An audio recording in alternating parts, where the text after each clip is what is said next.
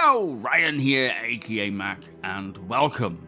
We have 3 new 4.3 patch notes to run through, plus a tech preview channel is opening up for testing Vulkan and AI FPS behaviors. As always, a huge thank you to all of my patrons and channel members. Thank you all so much for the support. It is truly appreciated. So as mentioned, we have seen quite a few new patches for 4.3 since my last video covering it, one of which thankfully re-enables the ladder updates. But let us start with this new tech preview update that will come along on Monday. Now firstly, for those of you who don't know, a tech preview channel is a separate build that certain players will be able to access via the drop-down on the launcher, much like you see with the Persistent Universe Live, PTU, or Public Test Universe, or EPTU being the experimental Public Test Universe. Tech Preview is a separate channel where Cloud Imperium can test certain pieces of tech in isolation so they can gather more precise data while maintaining the integrity of all of the other builds, especially live. Now, before we speak about this particular tech preview build, it was mentioned in the monthly report that July, so last month, saw the engineering gameplay enter tech preview preparation, which means soon we will be seeing the engineering systems come to a tech preview channel for players to test, which I will speak about in more detail in a different video. But before we get any of that, for this particular tech preview build, which is slated to release on Monday for a 4-hour playtest with the Evocati, it says it will focus on the main Vulkan and FPS AI behavior integration improvements. And this is the first of these tests with plenty more to come.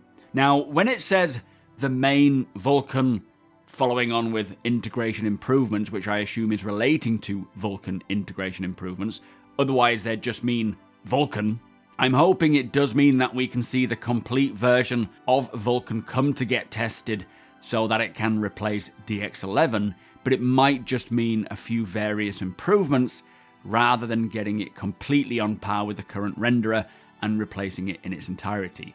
I don't know. The last we heard regarding Vulkan, though, was that they are awaiting a bigger patch release so that they can update the code base.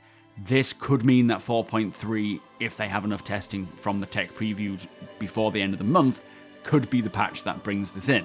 Now, it has been said that when Vulkan does come along, it should bring some decent performance improvements for many people, but whether you see improvements or not is dependent on your PC's hardware.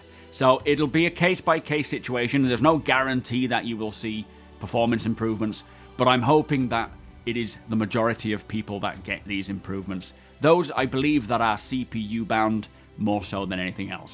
But we will see.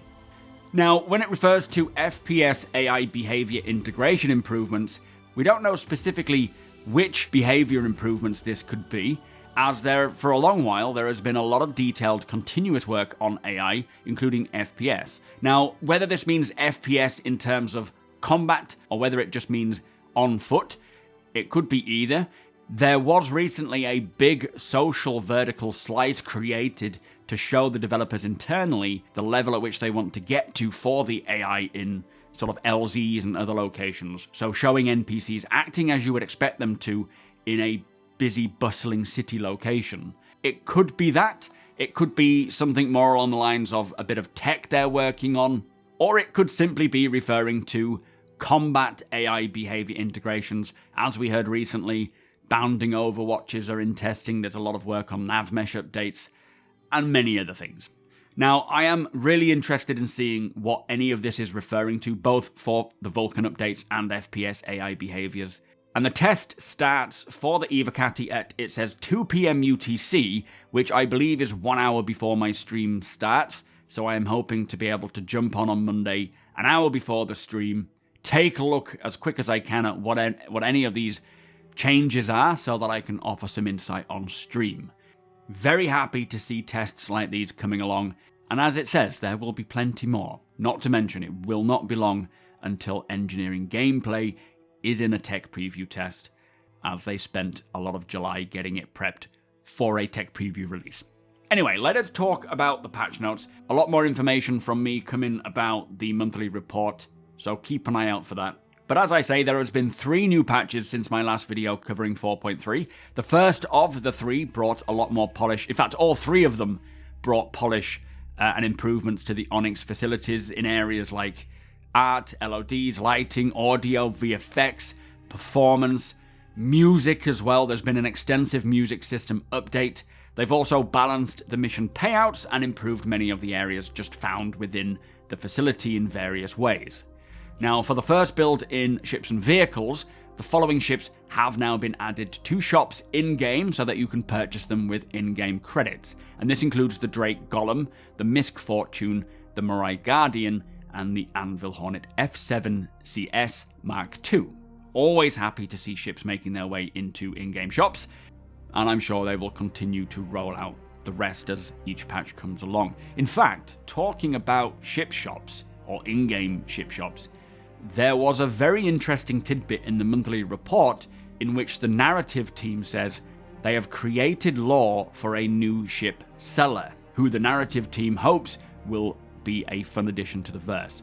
Now, I won't go too much into this, as I would like to speak a bit further about this in a separate video, but I really hope, and this is speculation on my part, I really hope that this is leading to the potential of a second-hand ship dealer, or a place where you can sell off our in-game purchased ships, which I know many of us are wanting, so hopefully we get a bit more information on that soon. But again, I will speak more about that at a later video.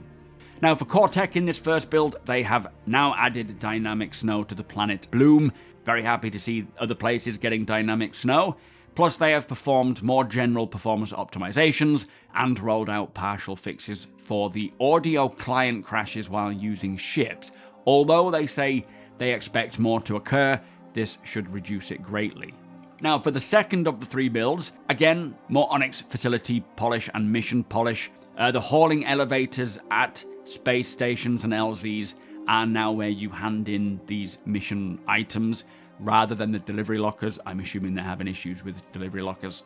But also they have rolled out the 3 new hairstyles, 2 short, 1 long. For ships and vehicles, they have done further light fighter balance, with the Esperia, Talon and Shrike having had updated and improved maneuverability setup, like increasing the pitch speed, improving the pitch and yaw acceleration. They've buffed the upward and lateral acceleration and adjusted the cross-section emissions to enhance its stealth profile. For the Aegis Gladius, it now features a single critical hit point, being its body, removing the extra nose hit point, plus the health pool values have been rebalanced to reflect this change. For the Hawk, they have increased the wing HP for more durability in close quarter combat, and then for the Vanduul blade, they have slightly tuned down its capacitor buffs from the previous update following feedback and performance data. So a lot of more balance changes there to various or specific ships, light fighter ships. So happy to see that. This is definitely a build that brings a lot of changes to light fighters. Now, for weapons, the Volt Sniper Rifle has had some balance adjustments, plus plenty more potential bug fixes and further audio client crash fixes while using ships. And then in the most recent build, the one that came out the other day, again more Onyx facility improvements. For weapons, the Volt Sniper Rifle has been removed from shops in-game, but it is still available as loot. And then for core tech, they have done further server performance optimizations, plus a lot more bug fixes. And as said, this latest build re-enabled the updated ladder improvements, and after they said that they have rolled back to the previous ladder mechanics until a different update, I was a little worried that this would mean a different patch, so I am quite relieved to see that it is coming back in 4.3. But there you go, quite a lot of stuff going on with, especially with this tech preview opening up to test Vulkan and AI, and hopefully we are only talking weeks now until the engineering tech preview comes along. Very excited to see how that impacts things and what it involves. They've been doing a lot of work on that. 4.3 is clearly making some great headway there with a lot more quality of life, a lot more tuning, tons of balance for light fighters, likely getting the light fighters in a better state across the board to slot in the new Kruger L21 Wolf, and I'm sure there will be plenty more updates to all things 4.3 before it releases. My estimation is probably live around the end of this month, But right now I am working on creating a separate video talking further about the core gameplay pillar section of the monthly report, as this covered some very interesting subjects like engineering, the new inventory UI screens, crafting, hacking, the new quantum travel experience, FPS radar and scanning, and the transport refactor as well.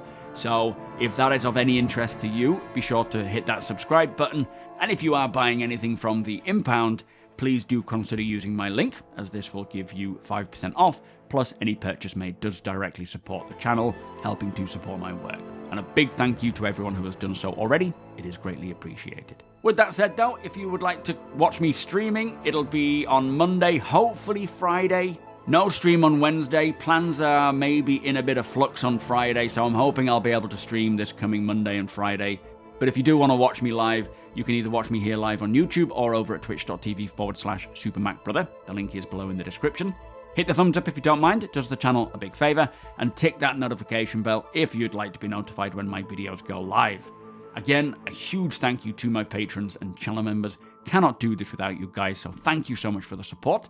Thank you for watching, and I'll see you in the next one.